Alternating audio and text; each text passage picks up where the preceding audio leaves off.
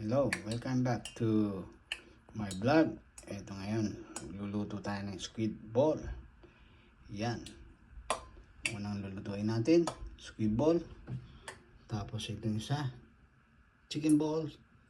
Tapos ito isa naman, lobster ball. At ang pinakamasarap ng ating sausawan niya, alam niyo ba? Ito yung tinimpla natin. Ayan o. Ayan ang tinimpla natin. Sausawan natin. Bawang, sibuyas, suka. At yan. May asukal. The best yan.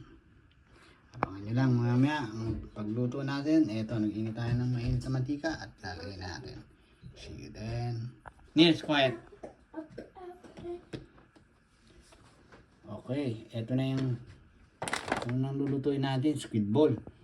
So, ang ginagawa ko nyan, inihiwa ko ng ganyan.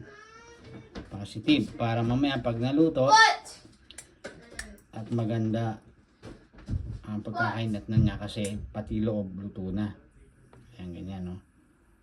Kita nyo. Bubukayan mamaya doon sa mantika pag naluto natin. Ayan. Ayan. So, ito na yung first batch na lulutuin natin. Ayan. Alright. Masarap pa talaga.